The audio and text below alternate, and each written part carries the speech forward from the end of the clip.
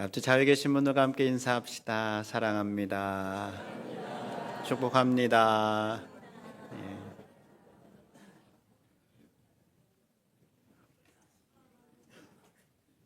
입춘이 지났는데 바람 끝이 차죠? 예. 예, 그래도 봄이 올 겁니다. 날씨도 풀릴 거고요. 그때까지 건강에 잘 유의하시기를 바랍니다.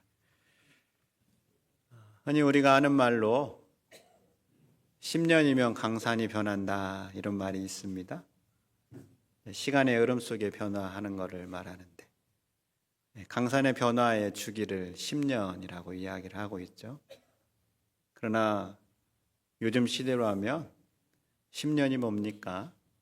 1년이 지나면 아주 다르게 변하고 있죠. 요즘은 1년도 아니고 하룻밤 자고 나면 또 금세 변하는 그러한 시대를 우리가 살고 있습니다. 이렇게 빠르게 변하는 이 시간 앞에서 우리가 10년을 바라본다라고 하면 10년은 엄청나게 긴 시간이 아닐 수 없겠죠. 그런데 우리 가운데 혹시 10년 전에 했던 약속인데 아직까지 이루어지지 않고 있다. 그런 분 계십니까? 그리고 10년 전에 했던 약속인데 아직 이루어지지 않은 그 약속을 계속해서 붙들고 있다라고 한다면 과연 그 모습이 신실한 모습일까요? 아니면 바보 같은 모습일까요? 아브라함이 하나님의 부르심을 받고 믿음의 길에 들어선 지가 이제 10년이 지났습니다. 하나님께서 처음 아브라함을 부르셨을 때 약속하셨어요. 내가 너로 큰 민족을 이루게 하셨다. 한 번만 약속하신 것도 아니고 시간이 어느 정도 지난 뒤에 아브라함을 부르셨어요. 아브라함아, 아브라함아. 한밤중에 부르셔서 밤하늘을 쳐다봐라. 네가 저 별들을 셀 수 있겠어? 저 별들처럼 내 후손이 이렇게 많아지게 할 거야. 약속을 하셨습니다. 우리 하나님께서 한 번도 아니고 두 번이나 거듭 약속을 하셨는데 그 약속이 이루어졌어요? 안 이루어졌어요? 아직은 안 이루어졌습니다. 그것도 1년, 2년의 시간이 지난 것이 아니라 무려 10년의 시간이 지났는데도 아직 이루어지지 않고 있습니다. 여러분, 아브라함이 우리와 똑같은 사람이에요? 아니에요? 너무 어려운 질문이었어요? 아브라함도 우리와 똑같은 사람이다 라고 성경이 말하고 있습니다. 그렇다면 약속은 받았지만 10년이라는 긴 시간 동안 약속이 이루어질 만한 어떠한 징조나 어떤 표시가 나타나지 않고 있습니다. 아브라함의 마음이 흔들리겠습니까? 안 흔들리겠습니까? 흔들려요. 이렇게 긴 기다림의 시간 동안 흔들리는 마음 가운데 찾아오는 게 있습니다. 바로 유혹이라는 단어입니다. 유혹이라는 단어의 뜻을 찾아보니까 누군가에게 그릇된 마음을 품도록 하거나 그릇된 행동을 하도록 유도하는 것, 바로 이것이 유혹이라고 정의를 하고 있습니다. 아브라함이 걷는 믿음의 길을 우리가 계속해서 보고 있습니다. 하나님의 은혜로 구원받고 믿음의 길에 들어서서 아브라함이 때로 실패하기도 했지만 그러나 또 어느 정도 영적 성장을 이루기도 했습니다. 그런데 이 믿음의 길을 걷는 동안 반드시 따라오는 게 있는데 바로 유혹이라는 겁니다. C.S. 루이스라는 영국의 변증가가 믿음의 길에서 다가오는 이 유혹에 대해서 이렇게 설명을 합니다. 우리에게 찾아오는 유혹은 뿔 달린 괴물의 모습으로 찾아오는 게 아니다라는 거예요. 우리에게 찾아오는 유혹은 아주 교묘한 모습으로 찾아온다. 그렇게 찾아오는 모습이 뭐가 있는가? 진리보다 현실에 안주하게 만들고 교회의 겉모습에 실망하게 하며 가족의 말투에 짜증이 나게 하고 기분이 좋으면 기도가 잘 된 것 같고 기분이 안 좋으면 기도가 안 된 것 같다라는 모습으로 찾아온다라고 이야기를 합니다. 그렇다면 아브라함에게 찾아오는 유혹은 어떠한 모습이었을까요? 아브라함에게 찾아온 유혹은 아주 합리적인 얼굴이었습니다. 다르게 말하면 고개가 끄덕여지는 아브라함의 생각이었다라는 거예요. 10년이라는 시간이 지나도 자녀가 생기지 않자 아브라함이 하나님 앞에 말합니다. 15장 2절과 3절을 보세요. 아브라함이 이르되 주 여호와여 무엇을 내게 주시려 하나이까? 나는 자식이 없사오니 나의 상속자는 이 다메섹 사람 엘리에셀이니이다. 아브라함이 또 이르되 주께서 내게 씨를 주지 아니하셨으니 내 집에서 길린 자가 내 상속자가 될 것이니이다. 여러분 지금 아브라함이 말하고 있는 이 고백은 아주 처절한 고백이에요. 이 구절은 이러한 뜻입니다. 하나님께서 제게 많은 후손을 주시겠다라고 약속하셨는데 도대체 무엇을 주시려고 그럽니까? 보십시오. 제게는 지금 아들도 없고 저 혼자입니다. 그러니 나의 뒤를 이을 사람은 우리 집에서 함께 지내는 나의 종, 내가 키운 엘리에셀 이 사람입니다. 이 사람을 통하여서 나의 후손을 잇도록 하겠습니다. 이렇게 말하는 거예요. 여러분 아브라함의 생각이 어떻습니까? 타당해요. 왜냐하면 아무리 생각해도 자신을 통해 자녀가 태어날 것을 기대할 수 없기 때문에 그렇습니다.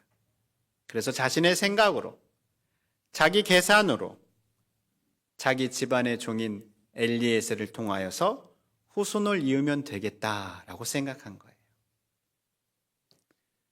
실제로 아브라함 당시에 자녀가 없을 때 그 집의 종을 통하여서 후손을 잇는 것, 이거는 이때 당시에 또 많이 사용되는 방법이기도 했습니다. 그래서 아브라함도 그런 생각을 한 것이죠. 그러나 하나님은 아브라함의 이러한 생각과 방법에 대하여서 단호하게 노라고 말씀하세요. 그건 아니다. 분명하게 아브라함 너를 통하여서 태어날 자가 상속자가 될 것이다 라고 말씀하고 있습니다.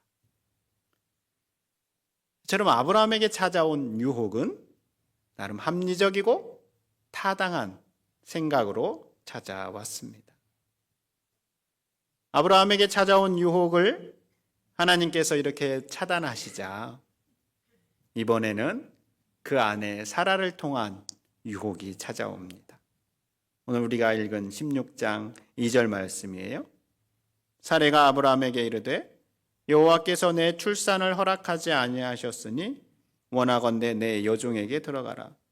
내가 혹 그로 말미암아 자녀를 얻을까 하노라 하며 아브라함이 사레의 말을 들으니라. 여러분 아브라함이 아내 사라에게 좀 미안한 마음이 있죠. 그렇죠? 우리가 2주 전에 보았잖아요.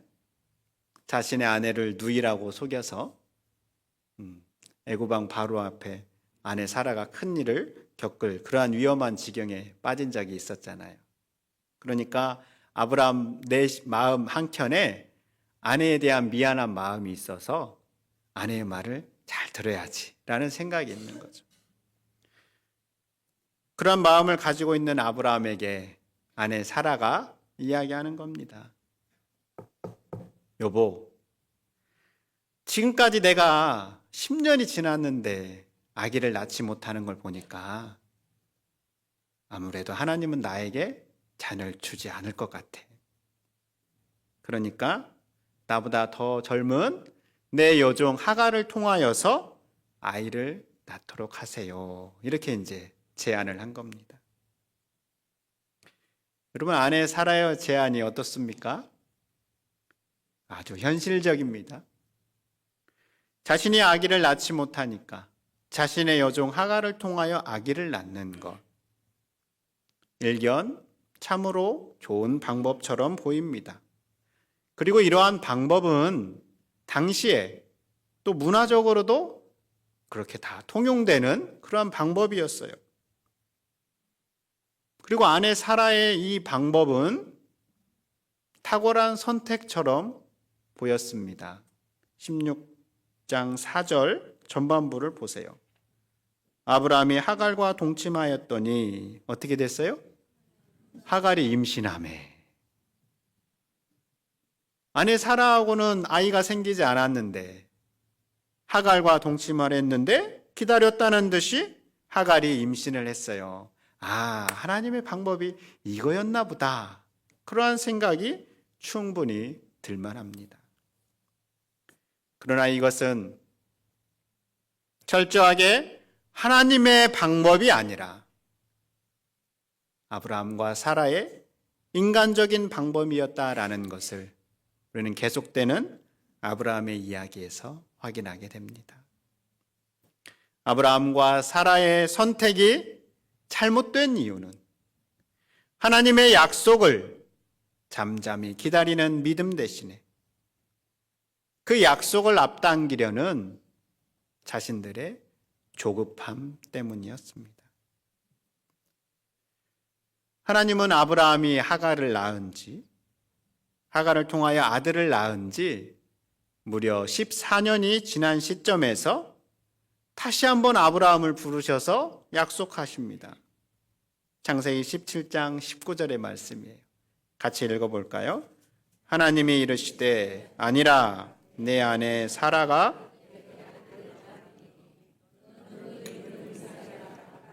내가 그와 내 언약을 세우리니 그의 후손에게 영원한 언약이 되리라. 아멘. 하나님께서 다시 한번 아브라함에게 말씀하십니다. 하갈을 통하여 낳은 아들이 아니라 네 아내 사라를 통하여 아들을 낳게 할 것이다.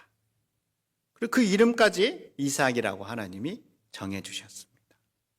그렇다면 우리가 본 것처럼 하갈을 통하여 아들을 낳은 것은 하나님의 방법이 아니었다라는 것을 우리가 알게 되죠.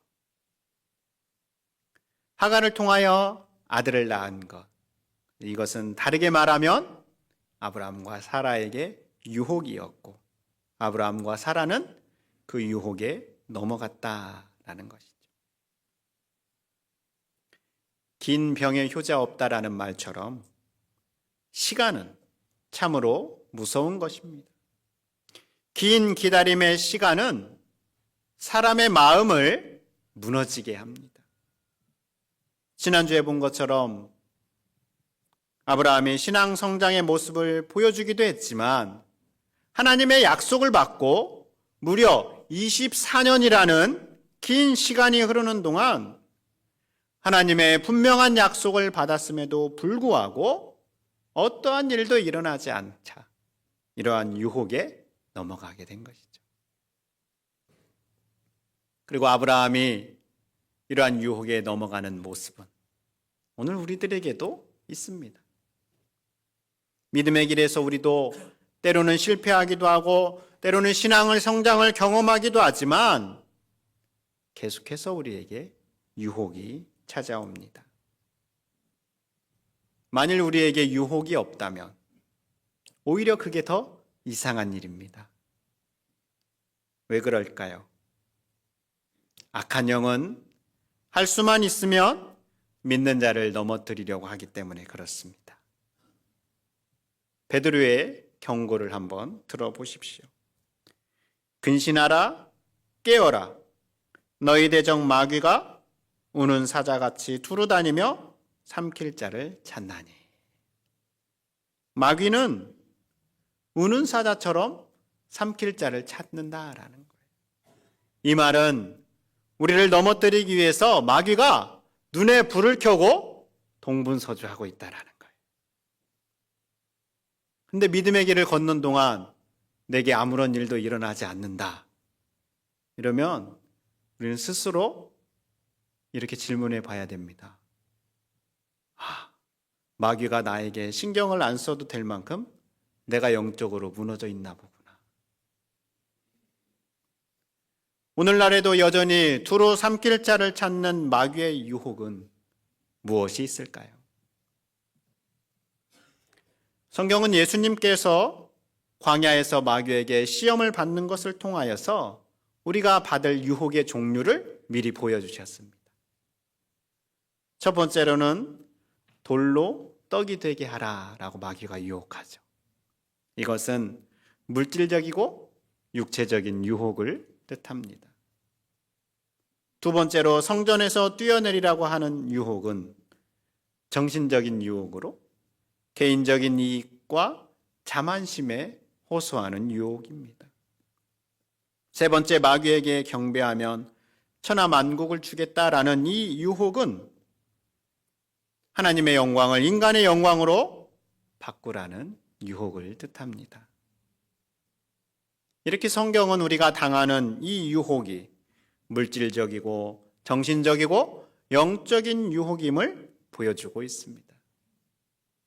그리고 예수님이 당하신 이 유혹을 오늘날 현대적인 관점에서 리처드 포스터라는 영성학자는 이렇게 다르게 표현합니다. 돈, 성, 권력. 이 세 가지가 오늘날 우리가 당하는 유혹이다라고 말합니다. 제가 이전에 섬겼던 한 교회에서 한참 이제 기도를 하고 있는데 한 집사님께서 한참 기도를 하시다가 갑자기 이렇게 소리를 치시는 거예요. 하나님, 내가 돈을 어떻게 포기합니까? 내가 돈을 얼마나 좋아하는데요. 갑자기 그렇게 큰 소리로 외치시는 거예요.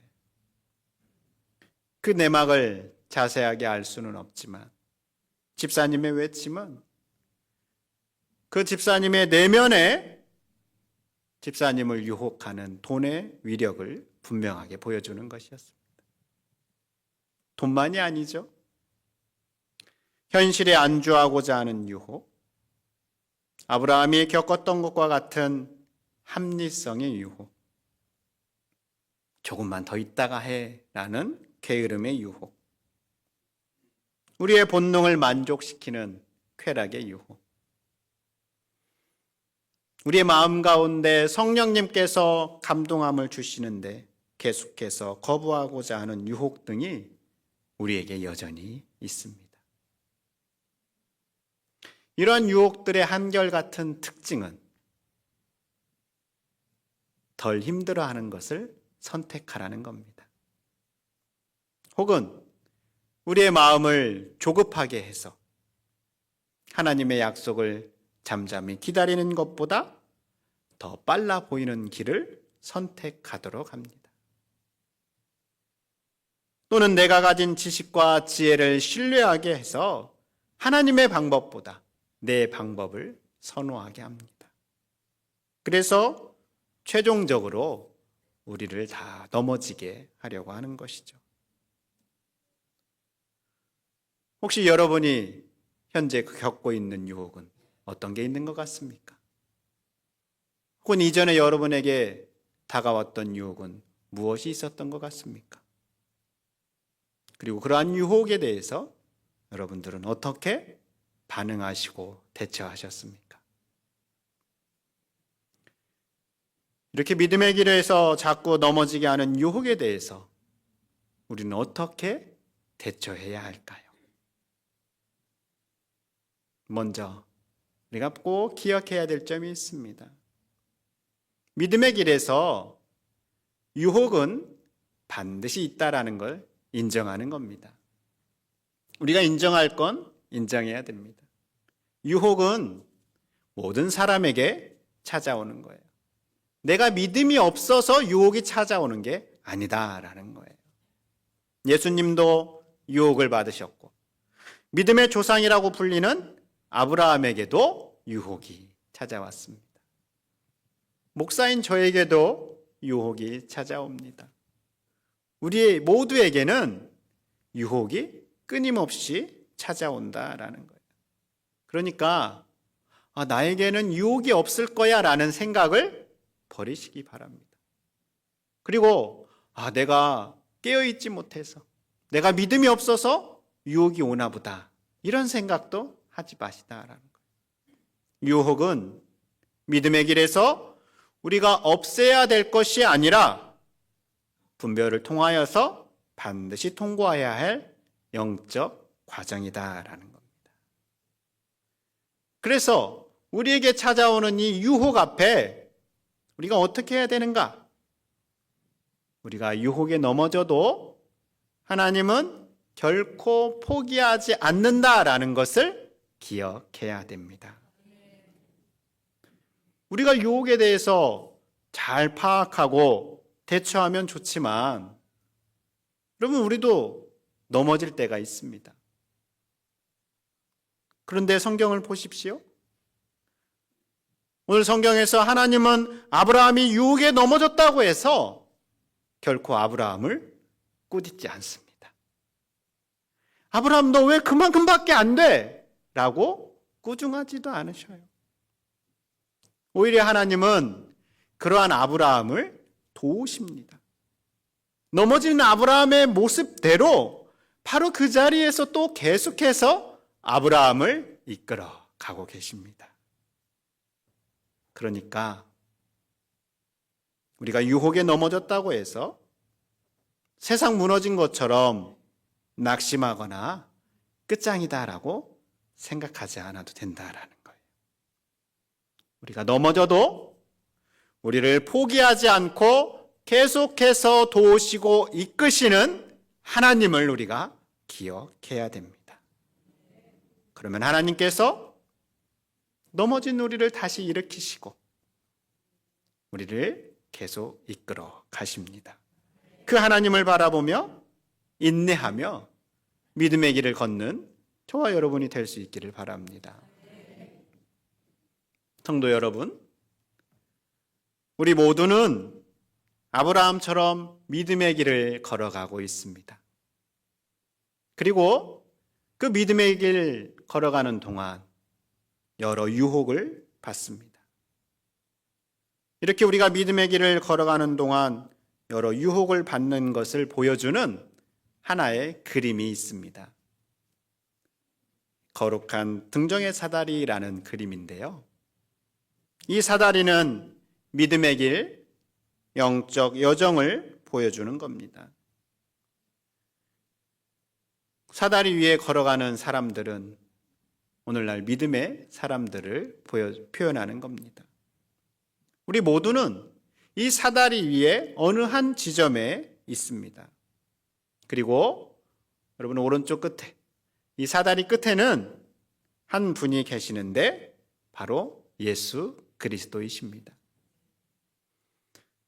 그런데 사다리 아래에 보면 아주 작게 그려진 악마들이 있습니다. 악마들은 믿음의 길을 걸어가는 이들을 떨어뜨리기 위해서 온갖 방법을 사용합니다. 화살을 쏘기도 하고요. 올가미를 던져서 씌우기도 합니다.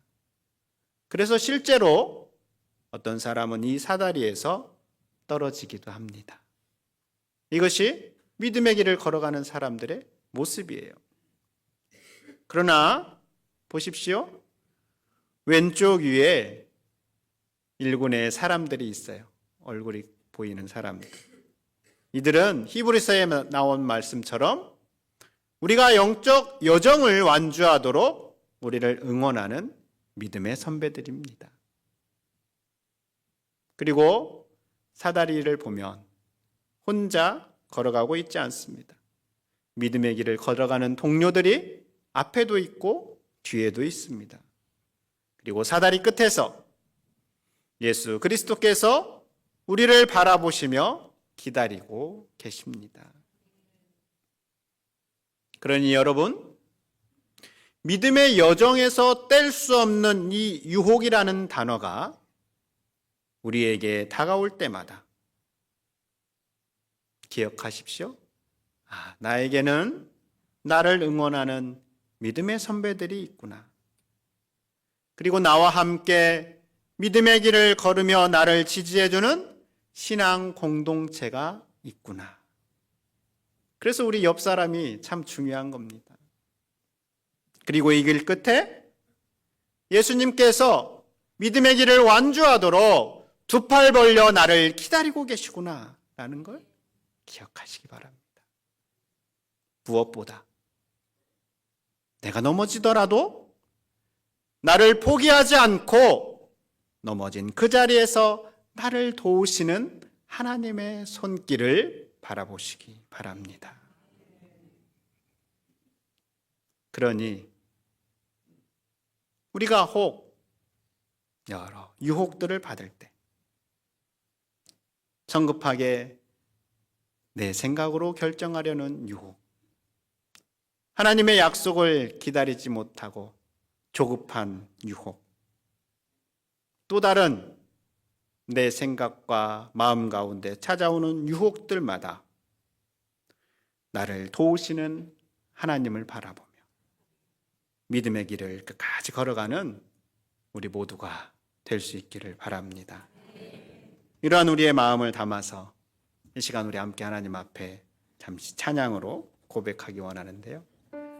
세상의 유혹 시험이 내게 몰려올 때 하나님만을 바라보며 하나님의 도움을 구하겠습니다. 이런 마음으로 함께 찬양하기 원합니다.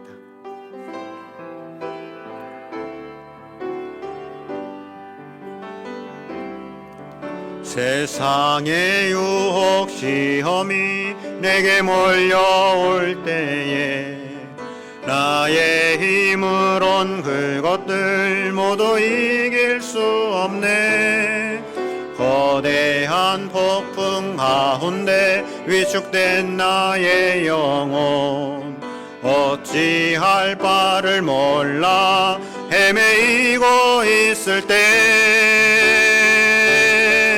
주를 찬양 손을 들고 찬양 전쟁은 나에게 속한 것 아니니 주를 찬양 손을 들고 찬양 전쟁은 하나님께 속한 것. 3절로 찬양합니다. 주위를 둘러보면 아무도 없는 듯 믿음의 눈을 들면 보이는 분 계시네. 지금 너네 안에서 역사하고 계시는 사망과 어둠의 권세 물리치신 예수님 주를 찬양 손을 들고 찬양 전쟁은 나에게 속한 것 아니니 주를 찬양 손을 들고 찬양 전쟁은 하나님께 속한 주를 찬양 손을 들고 찬양 주를 찬양 손을 들고 찬양 전쟁은 나에게 속한 것 아니니 주를 찬양 손을 들고 찬양 전쟁은 하나님께 속한 것이니. 기도합시다. 여러분에게 당하고 있는 유혹이 무엇인지 성령 하나님 깨닫게 해주시도록, 또 내가 당하는 유혹 가운데 내가 넘어질지라도 넘어진 그 자리에서 나를 도우시며 나를 이끄시는 하나님을 바라보며 믿음의 길을 걸어가게 해주시옵소서. 우리 이러한 마음으로 하나님 앞에 잠시 소리내어 기도하도록 하겠습니다. 기도합니다. 아버지 하나님, 아버지 하나님, 주님 아버지 주님, 우리에게 아버지 하나님 은혜를 더하여 주시옵소서. 시시로 때때로 우리를 유혹하며 우리를 넘어지게 하는 그 유혹 앞에 아버지 하나님, 나를 도우시며 나를 이끄시는 하나님을 바라보며 우리가 믿음의 길을 걸어갈 수 있게 해주시옵소서. 아버지 하나님, 주님 도와주시옵소서. 주님 우리를 인도해 주시고 주님 우리를 강하게 인도 우리에게 은혜를 더하여 주시옵소서. 아버지 하나님 앞에 간구합니다. 주님 우리를 도우시고 주님 우리에게 은혜를 더하여 주시옵소서. 믿음의 여정을 끝까지 완주하며 걷는 우리가 되게 해 주시옵소서. 아버지 하나님 도와주시옵소서. 주님 하나님, 믿음의 그 길을 걷는 우리에게 유혹은 당연히 찾아오는 것임을 우리가 알게 되었습니다. 그리고 이 유혹을 우리가 잘 통과할 때도 있지만 때로는 넘어질 때도 있음을 고백합니다. 그러나 하나님은 그러한 우리를 도우셔서 다시금 믿음의 길을 걷게 하시니 감사합니다. 우리를 포기하지 않고 우리를 도우시는 그 하나님의 손길을 기억하며 믿음의 여정을 성실하게 끝까지 걸어가는 우리가 되게 해 주시옵소서. 예수님 이름으로 기도드립니다. 아멘.